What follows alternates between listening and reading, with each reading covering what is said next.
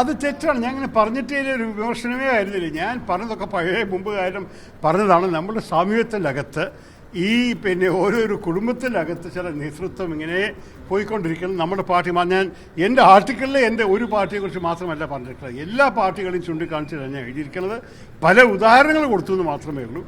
ഇത് മാത്രമല്ല, ഞാൻ മുമ്പ് പറഞ്ഞ കാര്യങ്ങളുമാണ്. നമ്മുടെ സാമൂഹ്യത്തിൻ്റെ എങ്ങനെയാണ് നമ്മുടെ സാമൂഹ്യം നടക്കുന്നത്. ഒരു ആക്ടറിൻ്റെ മകൻ ഒരു ആക്ടർ ആവുന്നുണ്ട്, ഡെന്റിസ്റ്റിൻ്റെ മകൻ ഡെന്റിസ്റ്റ് ആവുന്നുണ്ട്, അതുപോലെ രാഷ്ട്രീയക്കാരൻ്റെ മകനും രാഷ്ട്രീയക്കാരനാവുന്നുണ്ട്. പക്ഷേ അങ്ങനെ ചെയ്താൽ മതിയോ? നമ്മുടെ ജനാധിപത്യത്തിന് നല്ലതാണോ എന്നാണ് ഞാൻ ചോദിക്കുന്നത്.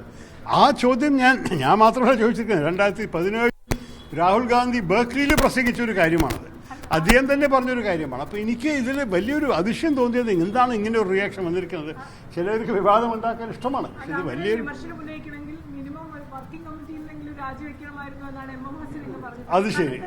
എന്നെ രാജിവെക്കാൻ എല്ലാവരും ആഗ്രഹിക്കട്ടെ, ഞാൻ നോക്കാം. ഇനി വേറെ എന്താണ്? എന്താണ്, ഞാൻ 16-17 വർഷമായിട്ട് ഈ പാർട്ടിയുടെ അകത്ത് പ്രവർത്തിക്കുന്നു. ഒരേ കുടുംബത്തിൻ്റെ നേതൃത്വം തന്നെ. അത് അറിഞ്ഞിട്ടല്ലേ ഞാൻ പാർട്ടി കയറിയത്. ഞാൻ ആ കുടുംബത്തിനെതിരെല്ലാം എഴുതിയിരിക്കണം. പറയാൻ നിങ്ങളൊരു തെറ്റിദ്ധാരണ. ആർട്ടിക്കിൾ ശരിക്കും വായിച്ചു നോക്കൂ, അതെല്ലാം ഞാൻ പറഞ്ഞിരിക്കുന്നത്. അപ്പം ഞാൻ എങ്ങനെ അതിൻ്റെ അടിസ്ഥാനം രാജിവെക്കും? എന്താ 17 വർഷമായിട്ട് അവരും പ്രവർത്തിച്ച ശേഷം അവരെൻ്റെ പറഞ്ഞ് രാജിവെക്കും? അതിൽ അർത്ഥമുണ്ടോ?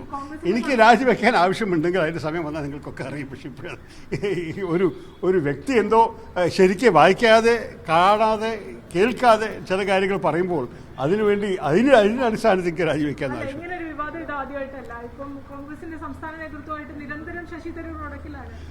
അങ്ങനെയൊക്കെ നിങ്ങൾ തോന്നുമായിരിക്കും, എനിക്കങ്ങനെ തോന്നുന്നില്ല. ഞാൻ എന്നാളും കൂടി അവരെ കണ്ടിട്ട് വന്നല്ലേ ഒരു മീറ്റിംഗിൽ, അതൊന്നും പ്രശ്നം. വേറെ ഒന്നുമില്ലെങ്കിൽ ഞാനിപ്പോൾ 3 വാർഡ് കമ്മിറ്റി 3 സ്ഥാനാർത്ഥികളെ കാണാൻ ഇറങ്ങുകയാണ്. ഒരു സ്ഥാനാർത്ഥിയെ ഞാനിപ്പോൾ സ്വീകരിച്ചു കഴിഞ്ഞു. നമുക്ക് ഇലക്ഷൻ ഉണ്ടല്ലോ, അപ്പോൾ ഇവിടെ നിന്നിട്ട് വെറുതെ ഒരു കോമൻട്രി അടിച്ചിട്ട് പോരാ, ഞാൻ ഇറങ്ങട്ടെ. ഞാൻ ആൾക്കാർക്ക് നിൽക്കുകയാണ്. അവർക്ക് 3 സ്ഥാനാർത്ഥികൾ എന്നെ ഓരോരോ ജംഗ്ഷനിൽ കാത്തിരിക്കുന്നു. ഒന്ന് ഇറങ്ങട്ടെ. പൊഴുത്തക്കാട് ജംഗ്ഷൻ നിങ്ങൾ വന്നോളൂ. പൊഴുത്തക്കാട് വലിയ ദൂരമില്ല, ഇവിടെ അടുത്ത് വന്ന് കണ്ടോളൂ. സ്ഥിരമൊന്നുണ്ട്. അവർ പാർലമെൻറ്റ് വരാൻ പോകുന്നു. എനിക്ക് വേറെ ചടങ്ങുകളുണ്ട്. ഉള്ളപ്പോൾ എൻ്റെ എല്ലാ പിന്തുണയും എൻ്റെ ആവശ്യപ്പെട്ട സ്ഥാനാർത്ഥികൾക്കുണ്ടാവും.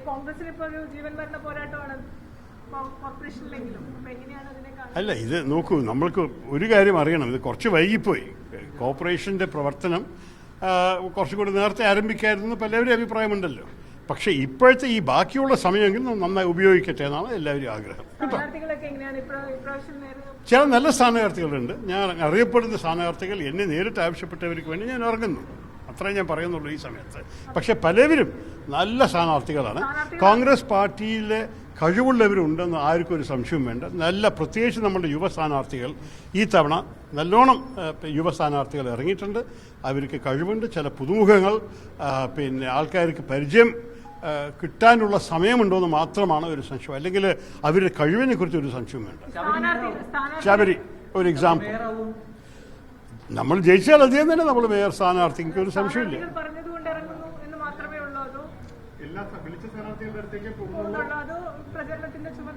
അല്ല, പ്രചരണം എനിക്കൊരു ചുമതല വിഷയം. പ്രചരണത്തിൽ ഞാൻ ഇറങ്ങാൻ പോകുന്നു.